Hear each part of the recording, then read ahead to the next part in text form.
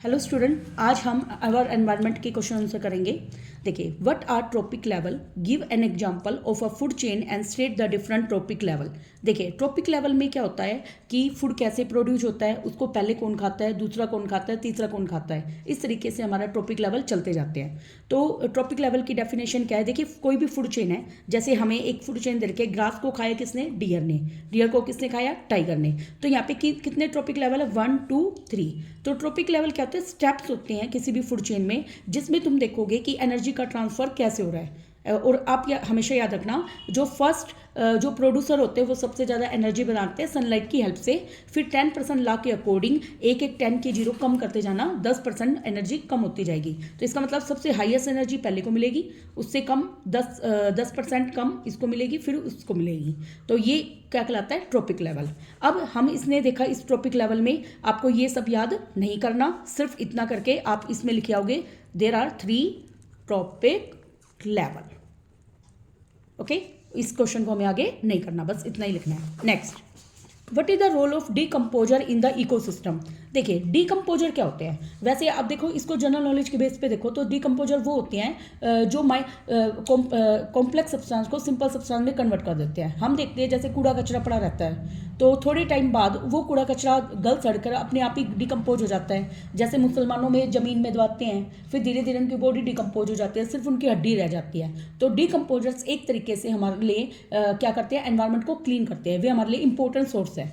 तो डीकम्पोजर क्या होते हैं? वो माइक्रो ऑर्गेनिज्म जो आपको दिखाई नहीं दे रहे। वो माइक्रो ऑर्गेनिज्म के भी काफ़ी टाइप होते हैं, जिसमें बैक्टीरिया और फंगी वाले जो क्या करेंगे? कॉम्प्लेक्स को किस में कन्वर्ट कर देंगे? सिंपल में। उसी को हम क्या बोलते हैं? डीकम्पोजर। अब इनका रोल क्या है? देखिए, ये डेड प्लांट और एनिमल को जो डीकम्पोजर है वो डीकम्पोज का मतलब छोटे छोटे ऐसे पार्ट्स में कन्वर्ट कर देते हैं जिसको मिट्टी एब्जॉर्ब कर लेती है, और प्लांट्स के लिए क्या बन जाती है? न्यूट्रिएंट्स। तो वो हेल्प करते हैं एनवायरनमेंट को क्लीन करने में। दूसरा, जो डीकम्पोजर होते हैं वो वेरियस टाइप के वो न्यूट्रिएंट्स डाल देते हैं। देखिए, अब इसने इतना बड़ा लिखा हुआ है, इस पार्ट को आप ऐसे लिख लीजिए, they give nutrients to the plants. इस सेकंड पॉइंट को हम ऐसे लिखेंगे। Third, they help in recycling of the nutrients. वही हो गया, हम यहाँ पे न्यूट्रिएंट्स की जगह मैन्योर कर दो, यहाँ पे क्या करते हैं? मैन्योर, ताकि हमारा एक नया पॉइंट हो जाए। आगे, दे decompose dead remains of organism by providing space for new life. ये सही है। अब देखो, कचरा हमने डाला, अब कचरा ही पूरा स्पेस ले लेगा तो धरती पूरी कचरे से भर जाएगी, तो हमने नया स्पेस उन्होंने प्रोवाइड कर दिया। Next, why are some substance biodegradable and some non biodegradable. देखिए, जब भी कचरा की गाड़ी आती है तो उसमें देखिए ग्रीन एंड ब्लू दो तरह के कलर आपने देखे होंगे। जो ग्रीन वाला होता है वो होता है बायोडिग्रेडेबल सब्सटेंस के लिए, और जो ब्लू वाला होता है वो नॉन बायोडिग्रेडेबल सब्सटेंस के लिए। तो ग्रीन वाले में हम ऐसे ही वेस्ट डालना चाहिए हमें जो बायोडिग्रेडेबल है, जिसको माइक्रोऑर्गेनिज्म कन्वर्ट कर सकते हैं। वो लोग क्या करेंगे? उसको बड़े बड़े गड्ढों में दबाकर छोड़ देंगे, फिर वहाँ पे मैन्योर बन जाएगा। और जो नॉन बायोडिग्रेडेबल होता है वो डिकम्पोज हो नहीं सकता, तो उससे रिसाइकिल करके नई चीज़ें बनाई जाती हैं। तो वो इन द एनवायरनमेंट कुछ सब्सटेंस ऐसी होती है जो माइक्रो ऑर्गेनिज्म के द्वारा डिकम्पोज की जा सकती है, तो उनको क्या बोलेंगे? बायोडिग्रेडेबल। और जो नहीं की जा सकती उसको क्या बोलेंगे? Non biodegradable. बायोडिग्रेडेबल एग्जाम्पल क्या हो गए? Paper, waste of plant, animal, सूखी पत्तियाँ, गाय का गोबर वगैरह, किसी का भी गोबर, डंग का मतलब किसी का भी गोबर। और वो सब्सटेंस जो डिकम्पोज नहीं की जा सकती उसको क्या बोलेंगे? Non biodegradable. देखिए, सबसे ज़्यादा नॉन बायोडिग्रेडेबल ग्लास है, प्लास्टिक से भी ज़्यादा हार्मफुल ग्लास है वो। उसको डिकम्पोज होने में कम से कम 3 से 4 करोड़ वर्ष लगते हैं। और प्लास्टिक, उसके बाद फिर ब्लेड होती है। ब्लेड को वैसे भी हमें इधर उधर नहीं फेंकना चाहिए। मान लो कोई गाय जा रही है और वो खाने के साथ अपने मुंह में ले लेती है तो कट लग जाएगा, उसकी बॉडी को हार्म होगा। एल्यूमिनियम फॉइल काफ़ी खतरनाक है, वैसे भी हमें इसे फूड पैक करने में यूज़ नहीं करना चाहिए। आजकल हम यूज करते हैं बटर पेपर को। नेक्स्ट है आयरन, नेल, ठीक है। तो इस तरह के सब्सटेंस को हम बोलेंगे non biodegradable. Next, right any 2 ways in which biodegradable substance would affect the environment. अब हमें देखना है कि बायोडिग्रेडेबल सब्सटेंस से भी क्या कोई नुकसान हो सकता है? हो सकता है। देखिए, अब मान लो हमने बायोडिग्रेडेबल सब्सटेंस जैसे सब्जियों के छिलके वगैरह हैं और गाय का गोबर है, अगर वो एक स्थान पे पड़ा है खुले में, तो आपको पता है उसमें मक्खी मच्छर आके बैठेंगे, तो ब्रीडिंग ग्राउंड बनेंगे। और दूसरा, जब वो डिकम्पोज होगा तो गलेगा, सड़ेगा, और उसमें से क्या आएगी? गंदी स्मेल आएगी, उससे बीमारियां फैलती हैं। तो इसका क्या नुकसान है? जो बायोडिग्रेडेबल सब्सटेंस होते हैं वो फॉल स्मेल का मतलब बहुत ही गंदी स्मेल फैलाते हैं, और वो एनवायरनमेंट को क्या करते हैं? टेम्परेली मतलब कुछ समय के लिए पोल्यूट करते हैं, क्योंकि वो धीरे धीरे खत्म हो जाएगा, तो वो टेम्परेली पोल्यूट करेगा। Next, biodegradable substance become the breeding ground, अभी मैंने जो बताया वही है इसके अंदर, जिससे बहुत सारी बीमारियां फैल जाती है। नेक्स्ट, क्योंकि वो मान लो उस पर मक्खी बैठी, वही मक्खी घर में हमारे पास आ गई और हमारे खाने पे बैठ गई, तो वो क्या करेगी मक्खी, अपनी लेग से जम्स को उठाकर हमारे खाने में ट्रांसफर कर देगी। Next, give any two ways in which non biodegradable substance would affect the environment. अब नॉन बायोडिग्रेडेबल सब्सटेंस के नुकसान क्या है? देखिए, सबसे पहली बात, मान लो हमने कोई प्लास्टिक है, ठीक है, उसको अब मैंने बंद किया, तो अब क्या होएगा, वो एयर पोल्यूशन। अच्छा, अगर मैंने उसी प्लास्टिक को पानी में डाल दिया तो क्या होएगा, नालियाँ चौक हो जाएंगी, ठीक है, तो वाटर पोल्यूशन हो गया। सॉइल पोल्यूशन, जमीन में अगर दबा दूंगी तो जमीन क्या बन जाएगी, बंजर। तो इस तरीके से वो तीनों तरह का पोल्यूशन कर रहे हैं। Next, they may cause bio magnification in the food chain. इसका मतलब क्या है? देखिए, मान लो हमने खेतों में फर्टिलाइजर का यूज किया, अब उस खाने को हम खा रहे हैं, तो क्या हो रहा है, जो वो हार्मफुल सब्सटेंस है मेरी बॉडी में चले गए, फिर मान लो हमें कोई दूसरा खाता है, उसकी बॉडी में चले गए, तो इसी चीज़ को हम बोलते हैं bio magnification, and harm human being को डिफरेंट वेज में वो नुकसान पहुंचा रहे हैं। थर्ड पॉइंट देखिए, नेक्स्ट अगला क्वेश्चन है, what is ozone, how does it affect any ecosystem. Most important question है। देखिए, ओजोन क्या होती है? वास्तव में ओजोन का फॉर्मूला याद होना चाहिए आपको। ओजोन का फॉर्मूला होता है O3, और ओजोन हमारे स्ट्रेटोस्फीयर के अंदर होती है। देखिए, ओजोन एक एलोट्रोप है ऑक्सीजन का, क्योंकि एलोट्रोप क्या होती है, देखिए जैसे ऑक्सीजन के एलोट्रोप हैं O2 O3, ठीक है, तो ये एक एलोट्रोप ही हो गया। इसका मॉलिक्यूलर फॉर्मूला कितना है, O3, और ये कहाँ प्रेजेंट होती है, एटमॉस्फेयर के स्ट्रेटोस्फीयर में, ये आपको याद रहना चाहिए। और ये प्रोटेक्टिव कवरिंग करती है, क्योंकि सन में से 3 तरह की रेज निकलती है, एक तो यूवी रेज, एक विजिबल रेज, और एक निकलती है रेड इंफ्रारेड रेडिएशन।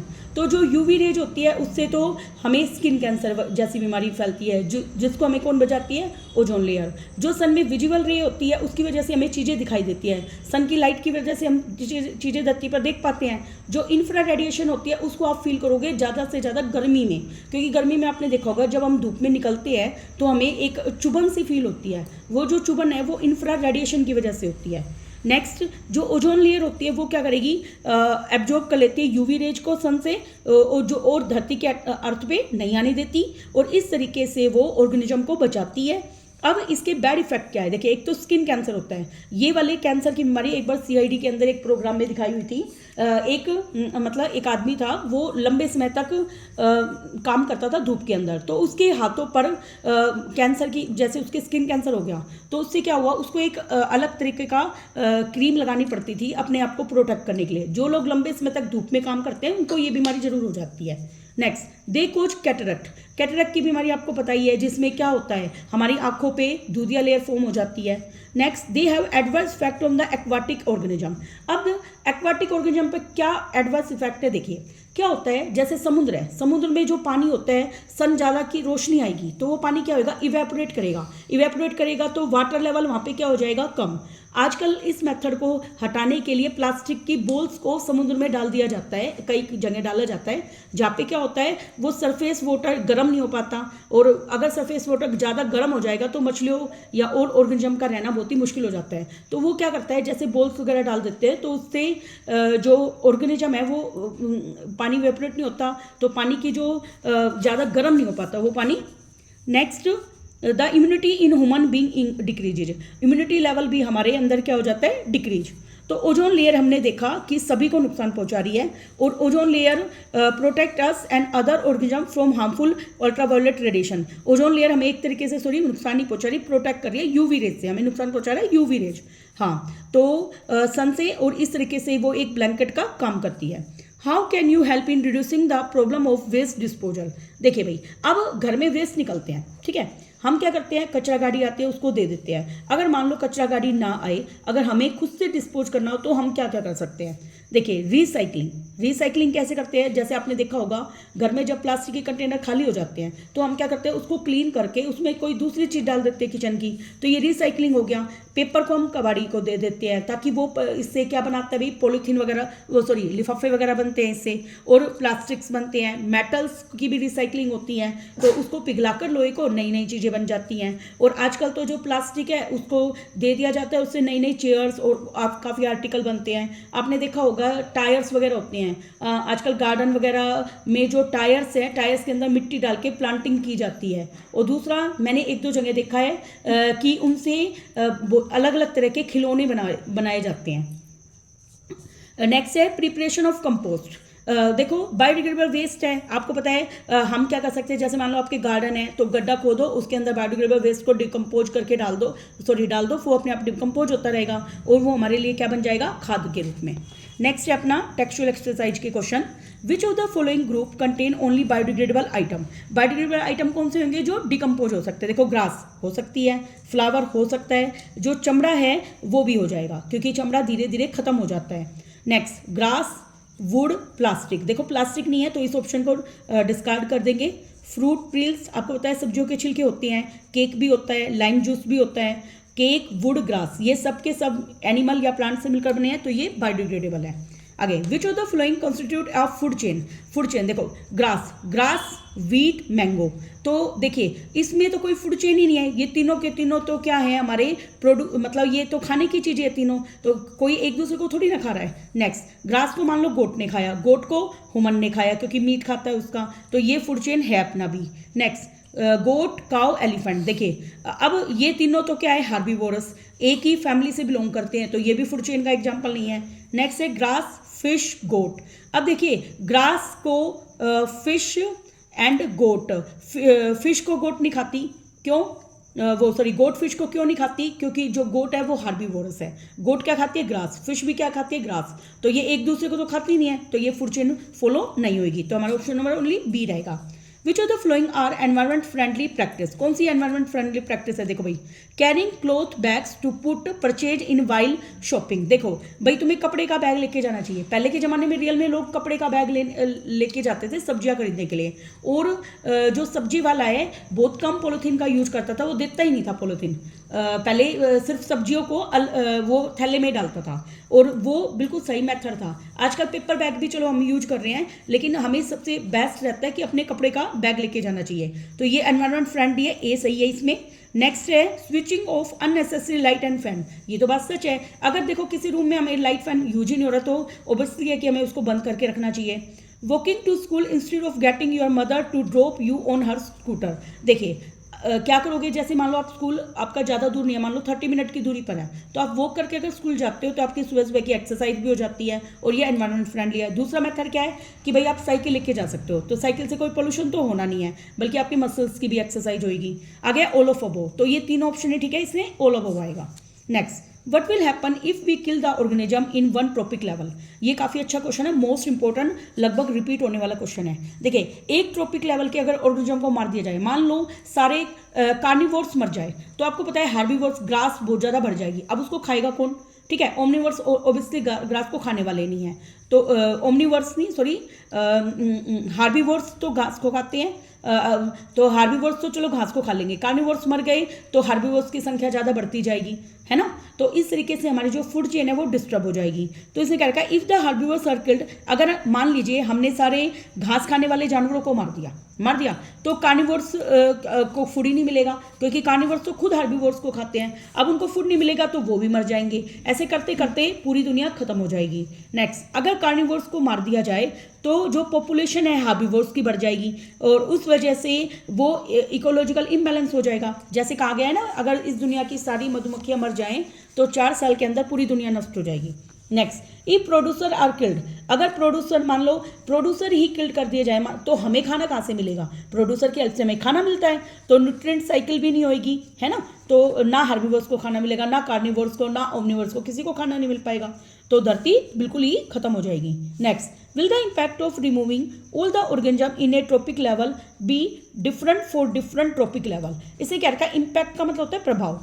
क्या ट्रॉपिक लेवल में जैसे मान लो अभी मैंने बताया कि एक बार कार्निवोर्स को रिमूव कर दिया जाए, एक बार हार्बीवोर्स को, है ना, ऐसे इसने क्या रखा है, अगर अलग अलग ट्रॉपिक लेवल पे क्या अलग अलग प्रभाव होता है क्या है कि ऐसे रिमूव करने पर, क्या जो ऑर्गेनिज्म होते हैं without causing any damage to the ecosystem, अगर मैं ऐसे ट्रॉपिक लेवल को जैसे रिमूव कर दिया जाए एक ट्रॉपिक लेवल, क्या इससे कोई बुरा प्रभाव नहीं पड़ता, इसको हमें जानना है। देखिए इसने क्या कर रखा है, अगर मान लो प्रोड्यूसर है, मैंने प्रोड्यूसर को कंप्लीटली रिमूव कर दिया, अब उसका क्या प्रभाव होगा, अब आपको पता है किसी को खाना ही नहीं मिलेगा, लाइफ तो बिल्कुल ही खत्म हो जाएगी। जैसे चांद पे भी हम जीवन ढूंढने की कोशिश कर रहे हैं, तो उसमें क्या कर रहे हैं, पहले तो हम वहाँ पे फूड, खेती ये उगा रहे हैं ना, तो उसके बाद ही हमें मिलेगा खाना। तो इससे क्या होगा, डायरेक्टली और इनडायरेक्टली सारे मर जाएंगे। डायरेक्टली कैसे मरेंगे, जो प्लांट्स वगैरह को खाते हैं वो डायरेक्टली मर गए, और इनडायरेक्टली जो प्लांट खाने वालों को खाते हैं वो इनडायरेक्टली मर गए, उनको भी खाना नहीं मिलेगा, क्योंकि जब उनके लिए हार्बिवोर्स नहीं है तो कार्निवोर भी मर जाएंगे, उनको फूड नहीं मिलेगा। आगे मान लो जो हार्बिवोर्स को रिमूव कर दिया जाए, हार्बिवोर्स को रिमूव कर दिया तो कार्निवोर्स को खाना नहीं मिलेगा,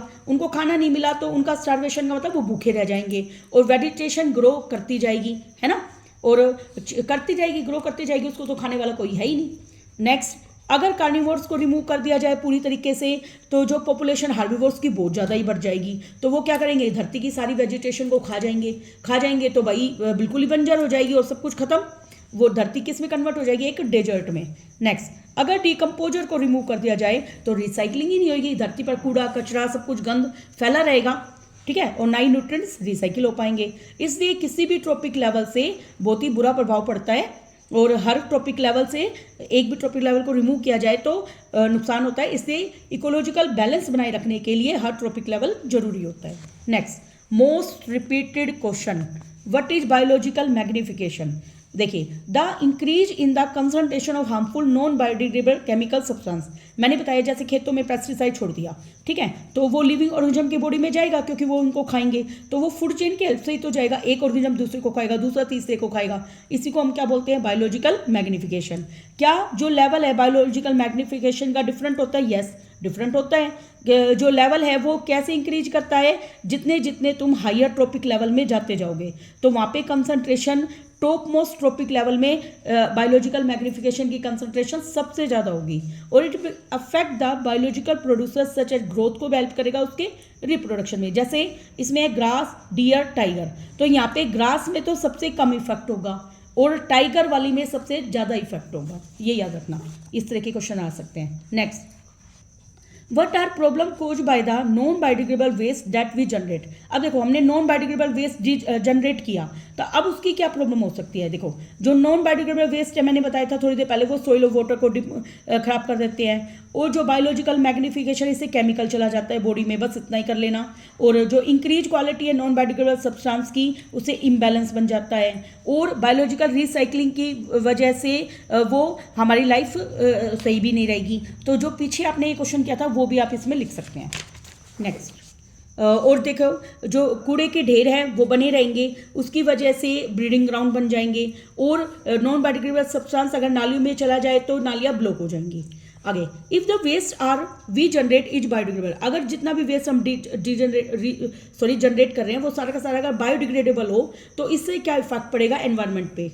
देखो भाई, अगर हम जितना भी वेस्ट जनरेट करते हैं वो सारा का सारा बायोडिग्रेडेबल है, तो उससे भी बुरा प्रभाव पड़ता है। मैंने बताया था, इससे एयर, वाटर, सॉइल सब तरह का पोल्यूशन होगा। मान लो कचरा मिट्टी में बह के चला गया, ठीक है, अब तो उससे क्या होएगा भाई, मिट्टी भी पोल्यूट होएगी, है ना। और अगर जो पानी है, पानी में कचरा चला गया तो पानी में जम्स आ जाएंगे, और हवा में भी इफेक्ट होगा क्योंकि बदबू हो जाएगी हवा में। तो there would be less health problem, लेकिन नॉन बायोडिग्रेडेबल के कंपैरिजन में कम हेल्थ प्रॉब्लम होगी, और human would be disease free. Proposal, देखो प्रॉपर डिस्पोज सिस्टम होना चाहिए बस इसके लिए, बाकी वैसे ही कोई नुकसान नहीं करने वाला। If we biodegradable waste is not dispose, अगर हमने डिस्पोज ढंग से नहीं किया तो हेल्थ पे नुकसान होगा ही। आगे, why the damage to ozone layer a cause for concern. देखो, आपको पता है जो ओजोन लेयर में छेद होता जा रहा है, 1986 में नोट किया गया था, वो एक चिंता का कारण क्यों है और क्या स्टेप्स इसको लेना चाहिए। देखिए, the damage to the ozone layer एक कंसर्न का कारण क्यों है, क्योंकि ओजोन लेयर हमें क्या करती है, यूवी रेज से प्रोटेक्ट करती है, और यूवी रेज के नुकसान अभी थोड़ी देर पहले हमने पढ़े हैं, वही स्किन कैंसर, सेम वही क्वेश्चन रिपीट हो गया यहाँ तक। अब देखो, आपको यहाँ से याद करना है, एक नया यूएनईपी की फुल फॉर्म याद होनी चाहिए। यू का मतलब यूनाइटेड, एन का मतलब नेशन, ई का मतलब एनवायरनमेंट, पी का मतलब प्रोग्राम। इन्होंने देखा, एक एग्रीमेंट किया इन्होंने कि हम पहले के ज़माने में जो फ्रिज होता था इसमें क्लोरोफ्लोरोकार्बन का ज़्यादा यूज होता था, तो 1986 में उन्होंने अंटार्कटिका के अंदर वो छेद देखा एक ओजोन लेयर में, तो उन्होंने नोट किया कि अब हमें इन चीज़ों का यूज नहीं करना चाहिए, क्योंकि इनकी वजह से जो ओजोन लेयर में छेद होता जा रहा है। एक तो है CFC को उन्होंने हटाया, यूज को बंद कर दिया गया। सुपरसोनिक जो एरोप्लेन है उसको मिनिमाइज करेंगे, उसका इफेक्ट कम उसका यूज कम करना था। एक न्यूक्लियर एक्सप्लोजन जो होते हैं भाई जगह जगह, हम देखते हैं कि बॉम्ब को ब्लास्ट करके देखते हैं कि भाई वो सही से काम कर रहा है नहीं, उसको भी थोड़ा कंट्रोल करना चाहिए। चौथा है देखो CO2, मीथेन गैस, इनकी वजह से भी क्या होता है, ओजोन लेयर में छेद बनता है। ठीक है, नेक्स्ट कुछ इंपॉर्टेंट क्वेश्चन और देख लेते हैं हम।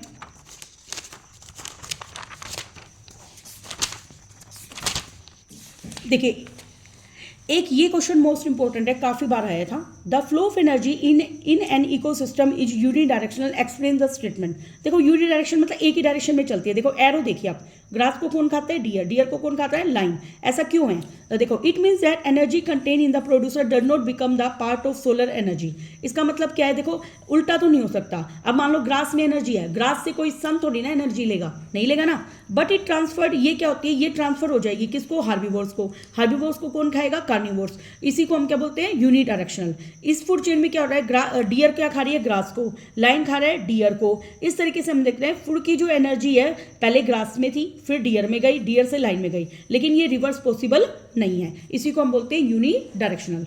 नेक्स्ट अपना क्वेश्चन है बायोलॉजिकल मैग्निफिकेशन, ये हम कर चुके हैं। ओजोन लेयर के हार्मफुल इफेक्ट भी हम कर चुके हैं। एक ये इकोसिस्टम वाला क्वेश्चन और करते हैं। इकोसिस्टम क्या होता है? इकोसिस्टम का मतलब क्या है? देखिए जब हमारी धरती है उसमें लिविंग चीज़ें भी है और नॉन लिविंग चीज़ें भी है। जो लिविंग चीज़ें है उसको बोलते हैं बायोटिक कंपोनेंट, और जो नॉन लिविंग है उसको बोलते हैं अबायोटिक कंपोनेंट। हमें पता है बायोटिक और अबायोटिक दोनों रिलेशनशिप करके रखते हैं। अब इसका एक एग्जांपल अपने घर में सोचिए। मान लीजिए हम अपने घर में देखो प्लांट्स वाली चीज़ें यूज करते हैं फूड बनाने में, एनिमल्स वाले प्रोडक्ट्स भी यूज करते हैं फूड बनाने में, तो वो तो हमने लिविंग चीज़ों को यूज किया। अच्छा, घर में आपने देखा होगा घर में झाड़ू लगाते हैं तो वो मिट्टी भी आती है। अच्छा, पानी यूज करते हैं वो क्या है, नॉन लिविंग। एयर में हम सांस ले रहे हैं वो भी क्या है, नॉन लिविंग। तो आपने देखा एक इकोसिस्टम में रिलेशनशिप बनता है एक लिविंग और एक नॉन लिविंग चीजों के बीच में, इसी को हम क्या बोलते हैं, इकोसिस्टम। तो ये एक रिलेशनशिप है बायोटिक और अबायोटिक कंपोनेंट में, ताकि लाइफ बनी रहे, लाइफ सस्टेन रहे। जैसे forest, pond, lake, crop field, इसमें से कुछ लिविंग है और कुछ नॉन लिविंग है।